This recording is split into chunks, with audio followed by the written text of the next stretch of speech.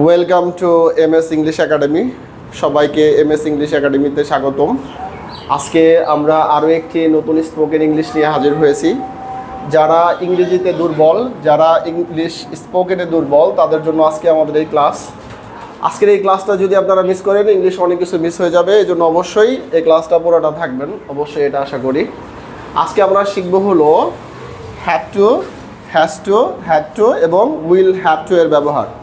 কোথায় have to use হবে, কোথায় হ্যাজ টু ইউজ হবে, কোথায় হ্যাভ টু এবং কখন উইল হ্যাভ টু ব্যবহার করতে হবে। আচ্ছা, প্রথমে আমরা দেখব have to, has to, had to এবং উইল হ্যাভ টু এগুলোর কীরকম অর্থ দিবে। তাহলে আমরা একটু খেয়াল করি, হ্যাভ টু এবং হ্যাজ টু এর অর্থ দিব হলো কোনো কিছু করতে হবে। সবাই একটু বলি যে হ্যাভ টু এবং হ্যাজ টুর অর্থ কী দিবেন? কোনো কিছু করতে হবে। কোনো কিছু করতে হবে বলতে কীরকমটা বোঝায়? যেমন ধরো আমাকে ঢাকা যেতে হবে, তাহলে যে কোনো কিছু করতে হবে, আমাকে ঢাকা যেতে হবে। আমাকে ঘুমোতে হবে, এই যে আমরা বলতেছি আমাকে ঘুমোতে হবে, আমাকে লিখতে হবে, আমাকে দেখতে হবে, আমাকে কথা বলতে হবে। অর্থাৎ আমরা যখনই বলবো আমাদের কোনো কিছু করতে হবে, তখনই আমাদের ব্যবহার করতে হবে হ্যাভ টু এবং হ্যাজ টু। আচ্ছা, এখন আমরা কোন সাবজেক্টের সাথে হ্যাভ টু ব্যবহার করবো এবং কোন সাবজেক্টের সাথে হ্যাজ টু ব্যবহার করবো একটু খেয়াল করি।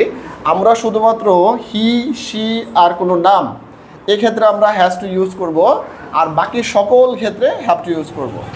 যেমন আমি বলি যে গো শব্দের অর্থ কি? সবাই একটু বলি, গো শব্দের অর্থ কি? গো শব্দের অর্থ কি? যাওয়া। তাহলে যদি বলি আমাকে যেতে হবে, সবাই একটু বলি আমাকে যেতে হবে, আই হ্যাভ টু গো। এখন আমরা যদি বলি আমাকে ঘুমোতে হবে, আই হ্যাভ টু স্লিপ। এখন আমি যদি বলি আমাকে লিখতে হবে,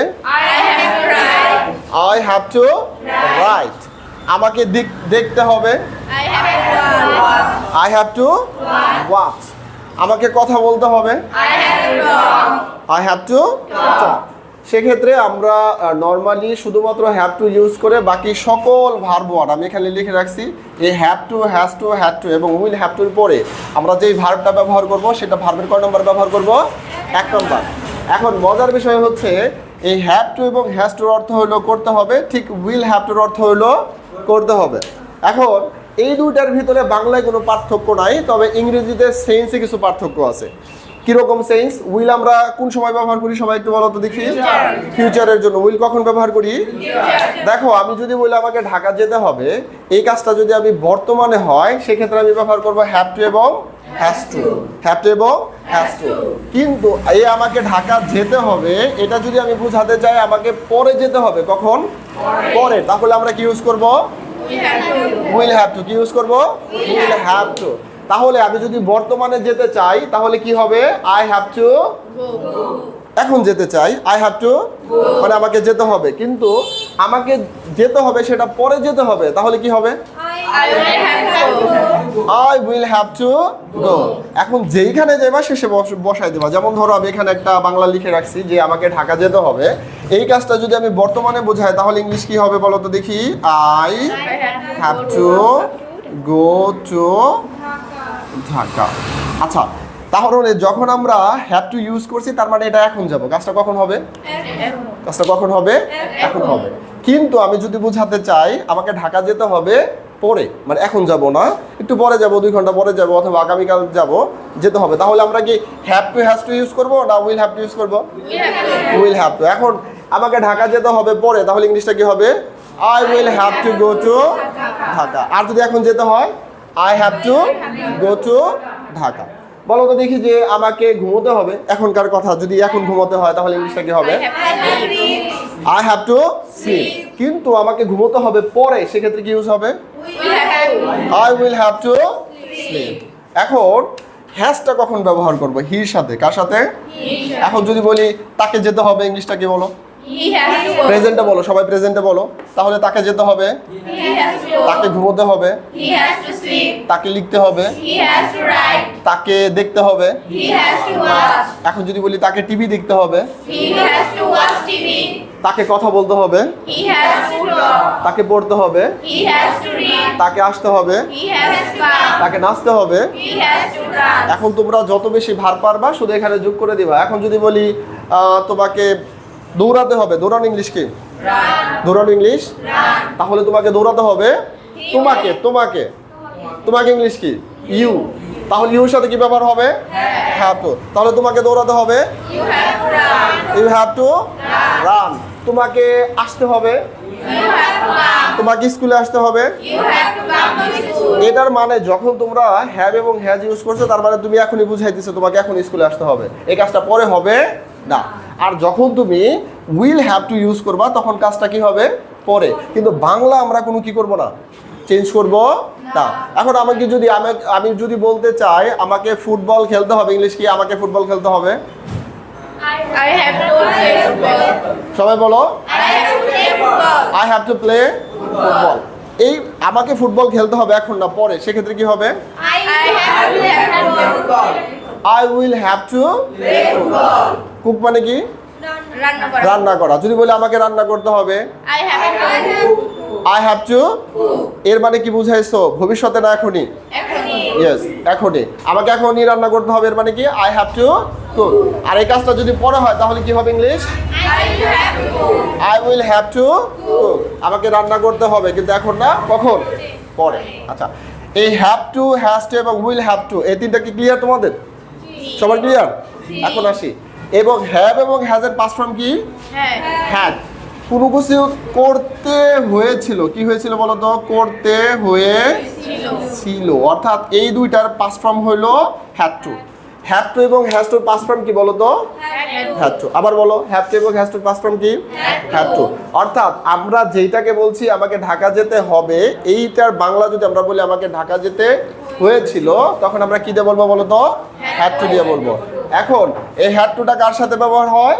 সকল সাবজেক্টের সাথে। আয়ের সাথে কি ব্যবহার হয়? হ্যাঁ।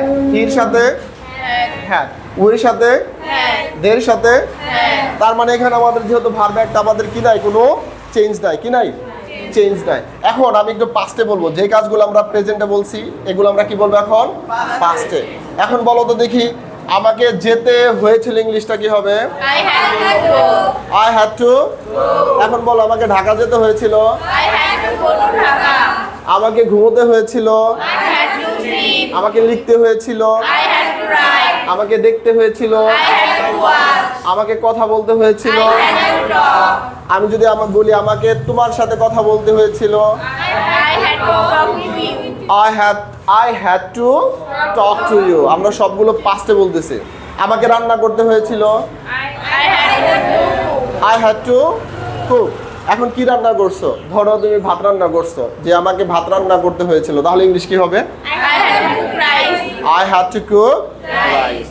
তাহলে প্রেজেন্টের জন্য আমরা কি ব্যবহার করব? হ্যাভ টু এবং হ্যাজ টু। পাস্টের জন্য হ্যাড টু, ফিউচারের জন্য। We have to. এখন এখানে আমি একটা বাংলা লিখছি, আমাকে ঢাকা যেতে হয়েছিল, তাহলে এটা প্রেজেন্ট না পাস্ট? Past. তাহলে এখানে আমাকে ইংলিশ কি? আই। এরপরে কি ইউজ হবে? Had to. এরপরে অবশ্যই ভার্ব ওয়ান, যাওয়া ইংলিশ কি? গো। কোথায় গেছিলাম? ঢাকা।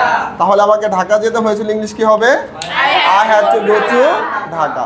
আচ্ছা, তাহলে এখন পর্যন্ত আমরা যেটা শিখলাম, have to, has to, had to এবং উইল হ্যাভ টু, কখন কোনটা ব্যবহার করবো বলো তো? প্রেজেন্টে কি ব্যবহার করব? Had to. Had to. আবার বলো, প্রেজেন্টে, Had to. Has to. পাস্টে, Had to. ফিউচারে Will have to. Will have two. ঠিক তো? তাহলে এখন আমি প্রেজেন্টে বাংলা বলবো একটা, পাস্টে বলবো, ফিউচারে বলবো, তোমরা উত্তর দিবা। এখন বলো যে আমাকে নাচতে হবে, I have to dance. আমাকে নাচতে হবে, I have to dance. আমাকে নাচতে হয়েছিল, I had to dance. আমাকে নাচতে হবে, ফিউচারে যেটা সেটা কি হবে? I will have to dance. I will have two Dance. Dance. এখন যদি বলি আমাকে কাম মানে কি? আচ্ছা। আমাকে স্কুলে আসতে হবে, I have to come to school. I have to come to. School. আমাকে স্কুলে আসতে হয়েছিল, I had to come to school. I had to come to school. আমাকে স্কুলে আসতে হবে, মানে এটা একটু পরে হবে, সেক্ষেত্রে কি হবে? I will have to come to school. তাহলে have to has to present, had to হলো past, R will have to হলো কি future. সবাই ক্লিয়ার? কারো কোনো প্রশ্ন আছে? আচ্ছা দেখি এখন আমি একটু তোমাদেরকে একটু জিজ্ঞাসা করি। তুমি দাঁড়াও। আচ্ছা, সেক্ষেত্রে আমি তোমাকে বাংলা বলবো, তুমি এটা ইংরেজি বলবা, ঠিক আছে? আমি বাংলা প্রেজেন্টও বলতে পারি, পাস্টও বলতে পারি, ফিউচারও বলতে পারি। আমি যদি ফিউচার বলে দেই তুমি উইল হ্যাভ টু ইউজ করবা, আর যদি ফিউচার না বলে দেই তাহলে তুমি হ্যাভ টু এবং হ্যাজ টু ইউজ করবে। ওকে? আচ্ছা, তোমার ভার্ব হইল রাইট। রাইট মানে কি? লেখা। বলো, আমাকে একটা চিঠি লিখতে হবে। I have to write a letter. I have two write a Write a letter. letter. আমাকে একটি চিঠি লিখতে হয়েছিল। I had to write a letter. আমাকে একটি চিঠি লিখতে হবে। I will have ভবিষ্যতে? to write a letter. Good. যদি বলি যে আমাকে পড়তে হবে, পড়া ইংলিশ কি বলো তো দেখি? পড়া ইংলিশ কি? রিড। আমাকে পড়তে হবে। I have to read. I have to read. আমাকে পড়তে হয়েছিল। I had to read. I had to read. আমাকে পড়তে হবে ভবিষ্যতে।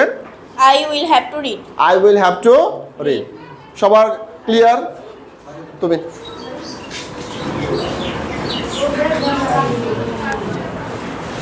আচ্ছা, সবাইকে দেখি যে আজকের আমরা ক্লাসটা কে কতটুকু আমরা বুঝতে পারছি। আচ্ছা, তোমার ভার্ব হইল কাম। কাম শব্দের অর্থ কি? আশা। আশা। সেক্ষেত্রে যদি বলি যে এখন কামের সাথে আমরা আই ইউজ করবো না, হি অথবা সি অথবা নাম, আমরা নাম দেই। সকিনাকে যেতে হবে। Sakina has to go. সকিনাকে যেতে হবে, ইংলিশ কি বলো তো? Sakina আচ্ছা, নামের সাথে কি বসে? নামের সাথে কি বসে? আচ্ছা, সকিনাকে যেতে হবে। Sakina has to go. সকিনাকে ঘুমোতে হবে। Sakina has to sleep. সকিনাকে লিখতে হবে। Sakina has to write. Sakina has to write. সকিনাকে কথা বলতে হবে। Sakina has to talk. Sakina has to talk. আমি যদি বলি তোমাকে কথা বলতে হবে, You have to talk. You have to talk. তোমাকে আসতে হবে, You have to come. তোমাকে নাচতে হবে। You have to dance. আর যদি আমরা একে পাস্টে বলি, তোমাকে নাচতে হয়েছিল, You had to dance. তোমাকে আসতে হয়েছিল, You had to come. তোমাকে পড়তে হয়েছিল। You had to read. Great. তাহলে আমাদের ক্লাসটা কি সবাই বুঝতে পারছি? সবাইকে ক্লিয়ার? কোনো সমস্যা আছে? বসো। হ্যাঁ, কারো কোনো সমস্যা আছে? তাহলে আজকের ক্লাসে আমরা কি বুঝলাম? যে have to, has to, had to এবং উইল হ্যাভ টু কখন কোনটা ব্যবহার করতে হবে। ক্লাসটা যদি আপনাদের ভালো লাগে অবশ্যই আমাদের চ্যানেলটাকে সাবস্ক্রাইব করে রাখবেন আর পেজটাকে ফলো দিয়ে রাখবেন। ধন্যবাদ সবাইকে।